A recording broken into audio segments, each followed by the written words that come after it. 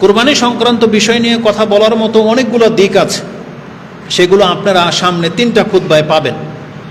তবে এখন থেকে যেটা গুরুত্বপূর্ণ বলে মনে করি সেটা হচ্ছে, যারা কুরবানি করবেন বা যাদের টাকা আছে, আপনি প্রথমে আপনার নিয়তটাকে ঠিক করেন। এটা এখন থেকে জরুরি।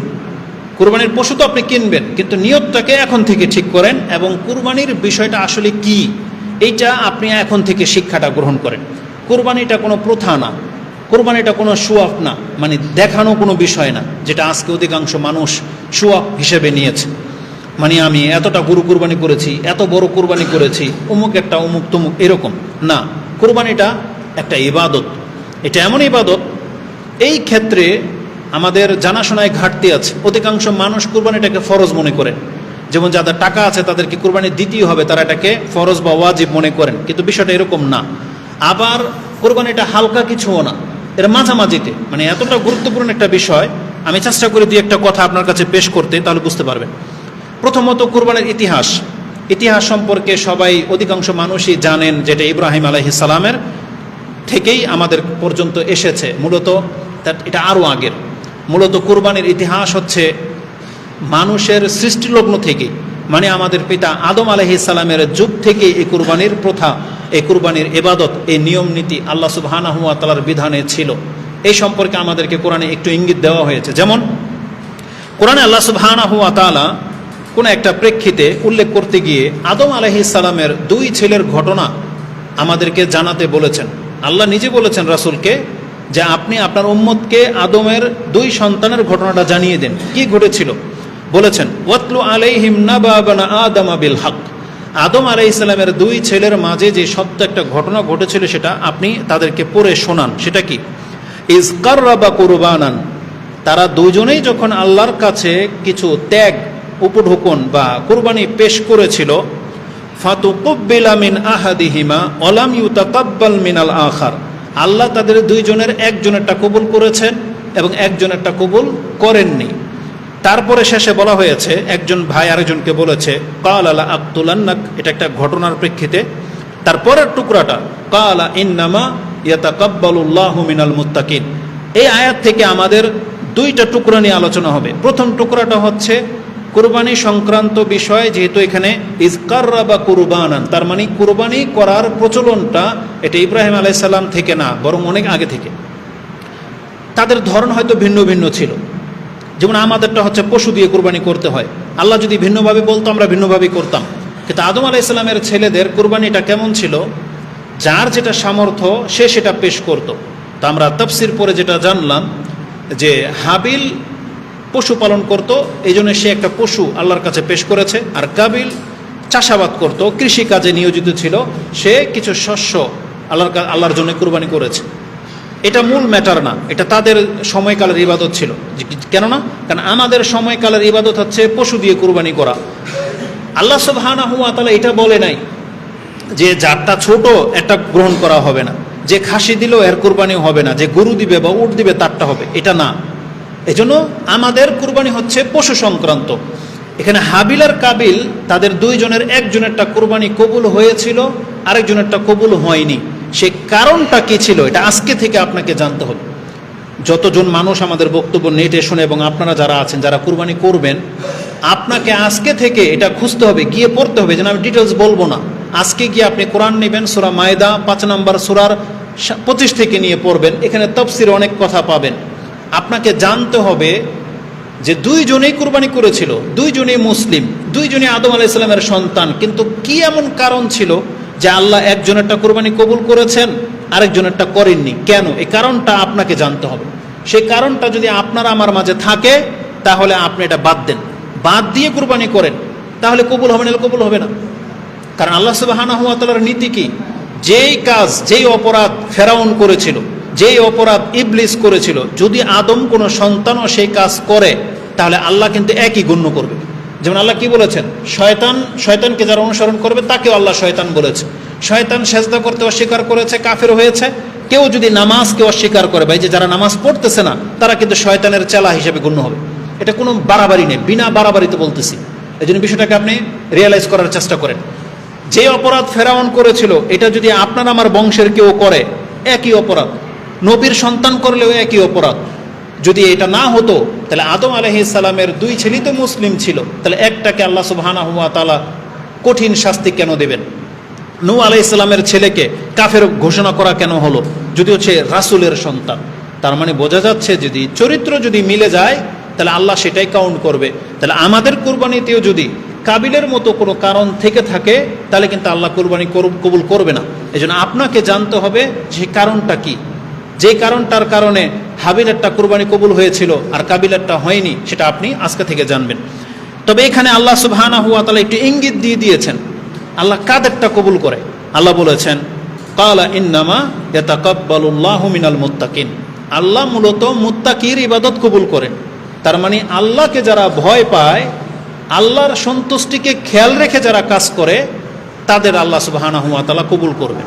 তারা আল্লাহকে যদি ভয় পান, আপনাকে জানতে হবে যে আল্লাহ কোন জিনিস কবুল করে না। যেমন রাসূল বলেছেন ইন্নাল্লাহা তাইয়্যিবুন লা ইয়াকবালু ইল্লা তাইয়্যিব, আল্লাহ হচ্ছেন পবিত্র আর আল্লাহ পবিত্র ছাড়া কোনো কিছু গ্রহণ করেন না।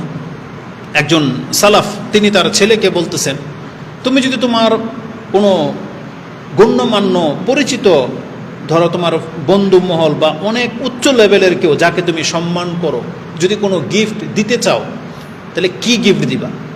তখন বলছে তার উপযোগী এবং সবচেয়ে আমার সাধ্যের সবচেয়ে উঁচুটা দিব এবং ওই মানের সবচেয়ে ভালোটা দিব। তখন তিনি বলেছিলেন তাহলে মানুষ এমন কেন, নিজের যার সাথে তার স্বার্থ আছে, বস, তার অনেক বড় ডোনার বা অনেক বড় খায়ের খা, তার সাথে যদি সে আচরণ করে তাহলে মানুষ আল্লাহর সাথে নাইনসাফি করে কিভাবে? আপনি আল্লাহকে সন্তুষ্ট করার জন্য কুরবানি করবেন, যা ইচ্ছা তাই, আপনি এটা নিয়ে যা খুশি তা করবেন, গোশত নিয়ে আপনি ইসলামের রুল মানবেন না, তাহলে আল্লাহ সুবহানাহু ওয়া তাআলা কিন্তু আপনার মুখাপেক্ষী না। ইন্নাল্লাহা গানিয়ুন আনকুম, আল্লাহ তোমাদের থেকে মুখাপেক্ষীহীন, মানে আল্লাহ আমাদের কোনো প্রয়োজন পড়ে না। আল্লাহ তো বলেছেন লা ইয়ানালাল্লাহু লুহুমুহা ওয়ালা দিমাউহা, আল্লাহর কাছে তোমার গোশত রক্ত কিছুই পৌঁছবে না, তবে কি পৌঁছবে? আর তাকওয়া, তোমাদের তাকওয়াটা পৌঁছবে। এই কথাটা এখানে বলা হয়েছে।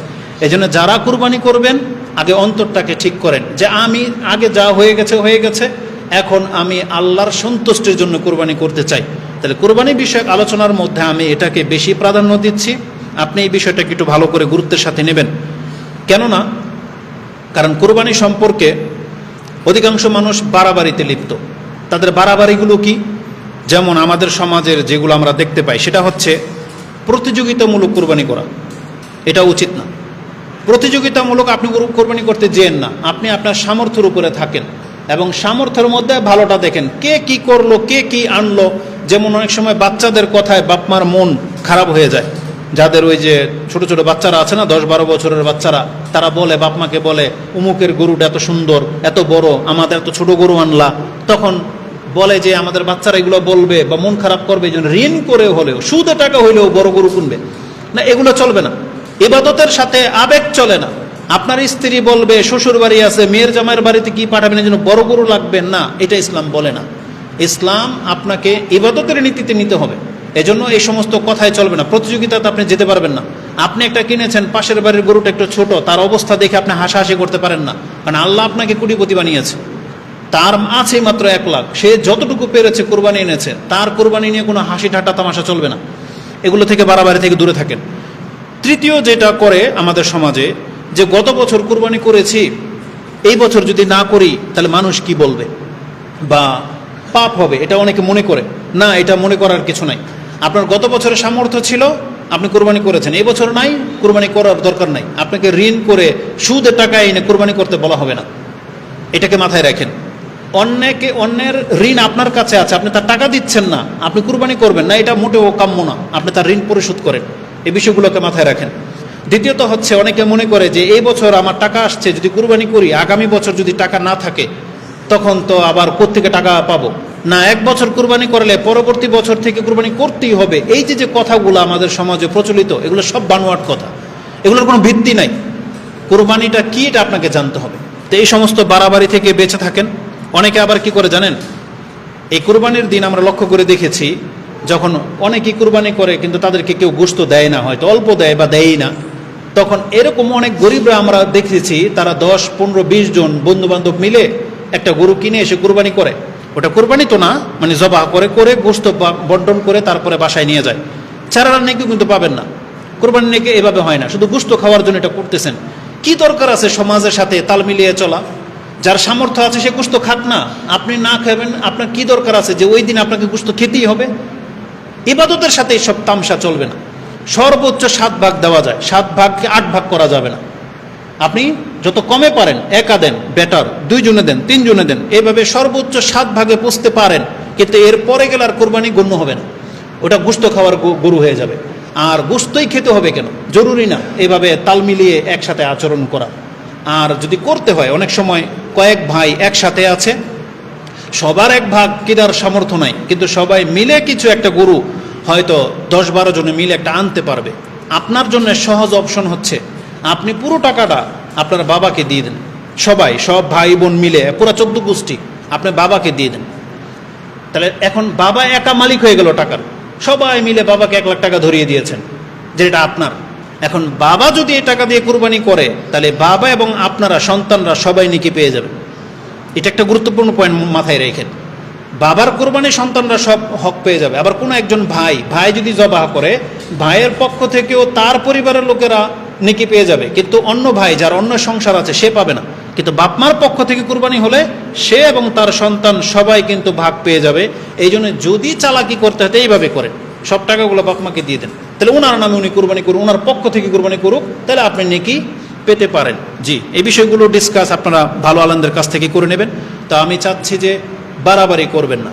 ছাড়াছাড়ি কি, অনেকে জেনে গেছেন ইতিপূর্বে যে কোরবানিটা মূলত আসলে ফরজ কিছু না, এই জন্য তাদের টাকা থাকা সত্ত্বেও তারা কোরবানি করে না, এড়িয়ে যায়।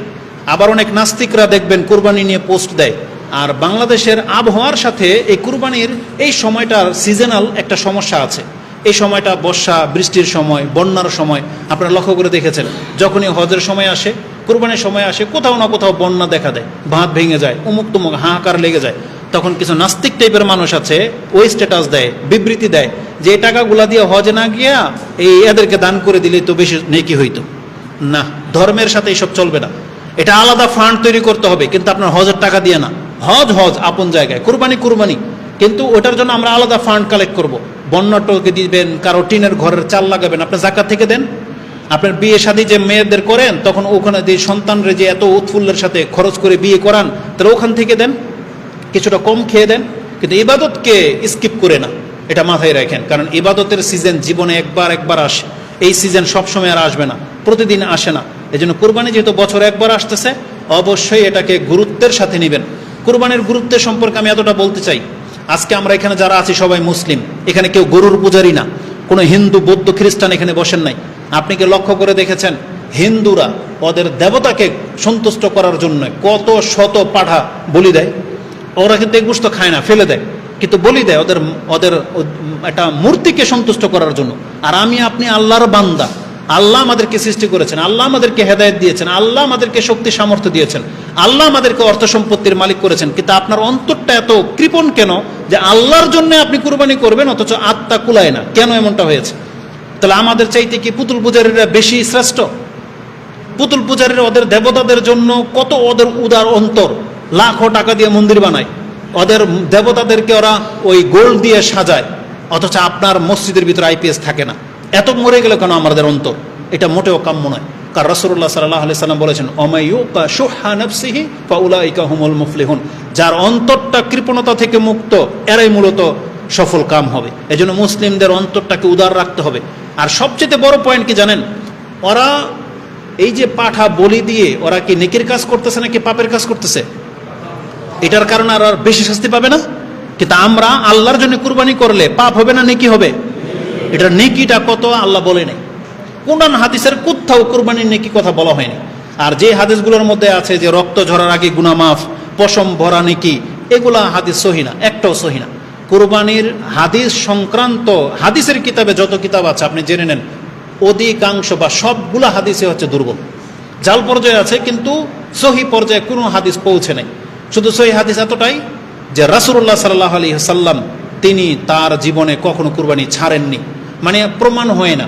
মদিনাতে তিনি সারা বছরই কুরবানি করেছেন বলে আমরা জানি। যদিও এই সম্পর্ক হাদিসটাও দুর্বল, কিন্তু রেকর্ড নাই যে রাসূল সাল্লাল্লাহু আলাইহি সাল্লাম করে নাই, এটা আমাদের জানা নাই। তিনি তো অভাবী ছিলেন, তার ঘরেও তো খাদ্য থাকতো না মাঝে মাঝে, কিন্তু তিনিও তো কুরবানি করতেন। যেই দিন তার সামর্থ্য কম ছিল, দুইটা তিনি দুম্বা করেছেন। দুইটা কেন জানেন? একটা তার নিজের পরিবারের জন্য, আর একটা তার পুরো পৃথিবীর সমস্ত উম্মার জন্য। এটা হচ্ছে আমাদের নবী মুহাম্মদ সাল্লাল্লাহু আলাইহি সাল্লাম, যার নাই কিছু, তিনিও আমাদের জন্য কুরবানি করে গেছেন। আর আমাদের আছে এখন, কিন্তু আমরা কুরবানি করি না। কেন হলো এটা?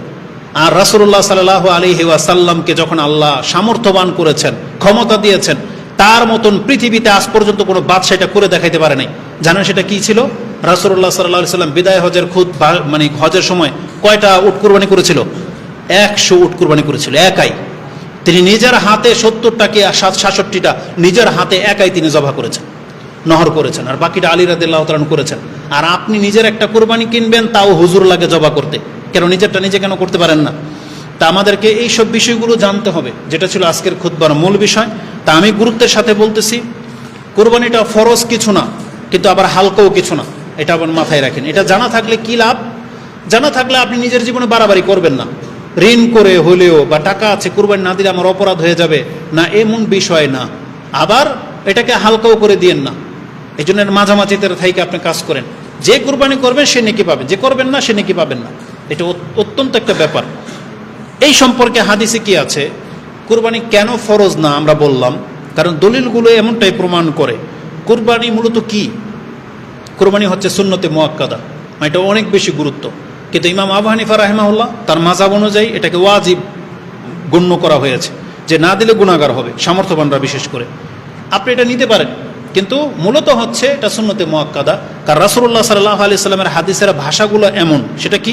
উম্মে সালামা রাদিয়াল্লাহু তাআলা আনহা তিনি বলেন, আন্না নবী সাল্লাল্লাহু আলাইহি ওয়াসাল্লাম ক্বালা ইযা দাখালাল আশরু, যখন জিলহজ মাসের 10 দিন শুরু হয়ে যাবে, মানে চাঁদ উঠে যাবে, ও আরাদা আহাদুকুম আইয়ুদাহি, আর তোমাদের মধ্যে যেই ব্যক্তি কুরবানি করার ইচ্ছা পোষণ করেছ, ফালা ইয়ামাসসা মিন শারিহি ওয়ালা বাশারিহি শাই, তাহলে সে যেন তার চুল থেকে এবং হাড্ডি মানে নখ থেকে কোনো কিছুকে না কাটে। তার মানে ধরেন জিলহজ মাসের চাঁদ উঠে গেছে, আর আপনি নিয়ত করেছেন আপনি কুরবানি করবেন, তাহলে এটা আপনার জন্য বিধান। সেটা কি? আপনি চুল, দাড়ি বা কোনো লোম কাটতে পারবেন না, আর এই নখগুলো কাটতে পারবেন না। এটাকে এইভাবে রেখে দেন। কতক্ষণ পর্যন্ত? এই কুরবানিটা হয়ে যাওয়া পর্যন্ত। মানে ওই যে এহরাম বেঁধে নিলে হাজিরা যা করে, যেমন এহরাম বেঁধে নিলে সুগন্ধি লাগাইতে পারে না, চুল ছিঁড়তে পারবে না, নখ কাটতে পারবে না। তো তাদের সাথে আমাদের একটু সম্পর্ক করা হয়েছে, যে আমরা চুল কাটতে পারবো না আর নখ কাটতে পারবো না, কিন্তু আমরা আতর লাগাইতে পারবো, জামা পরতে পারবো, কিন্তু হাজিরা যেটা পারবে না। তো রাসূল বলেছেন হজের মাস শুরু হয়ে গেল, আর আপনি কুরবানি করতে ইচ্ছা করেছেন, তার জন্য এই বিধান। তাহলে যেই জিনিস ফরজ হয় সেখানে কি ইচ্ছার কথা আসবে? নামাজের ক্ষেত্রে কি কথা বলতে পারবেন যে আজান হয়ে যাবে, যার ইচ্ছা নামাজে আসুক, এটা বলতে পারবে না। ফরজের ক্ষেত্রে ইচ্ছা শব্দটা আসবে না।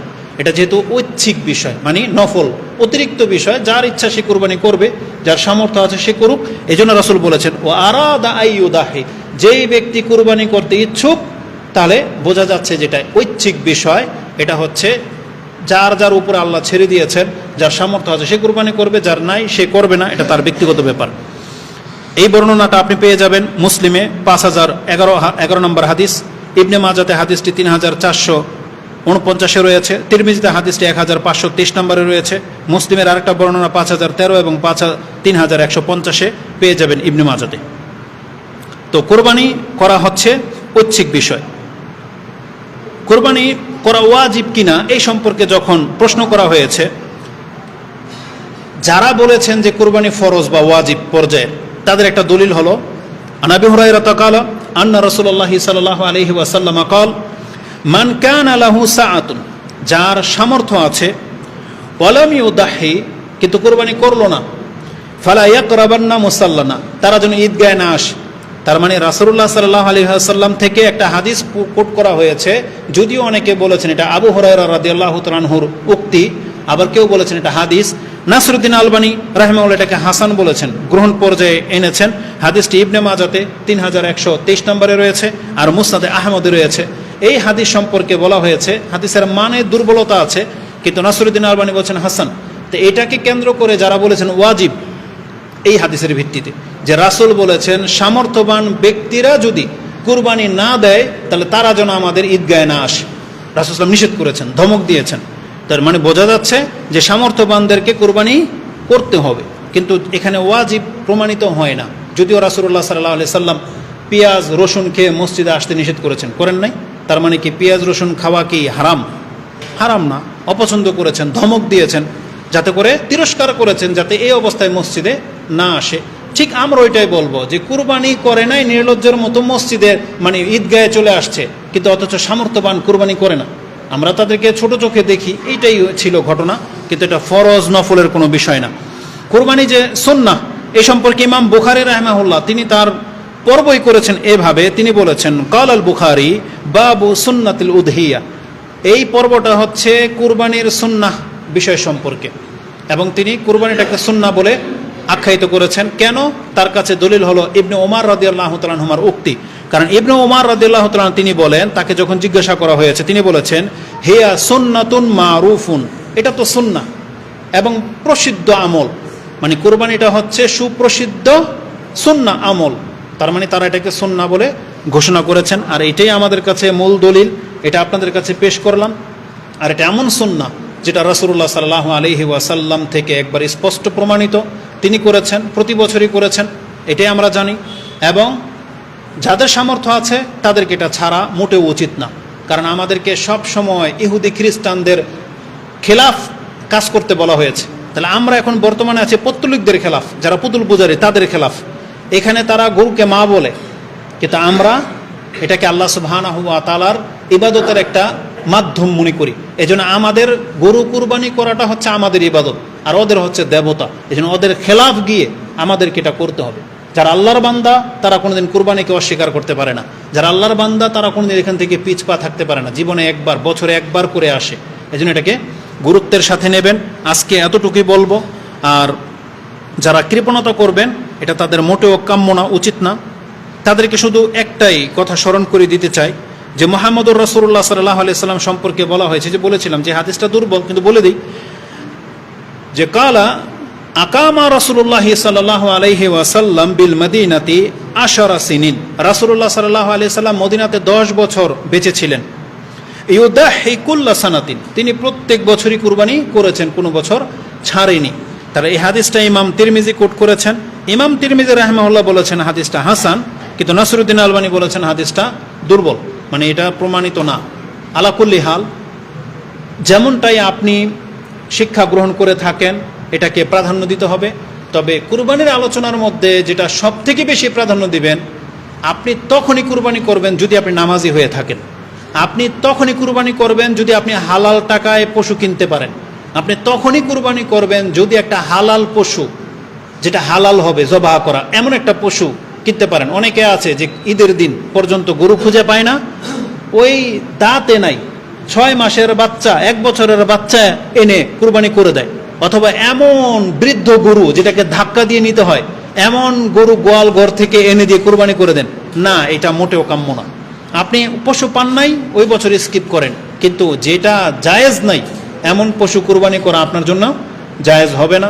আল্লাহ আমাদেরকে এবং আপনাদেরকে বোঝার তৌফিক দান করুন। আকুলু লিকাউলি হাযা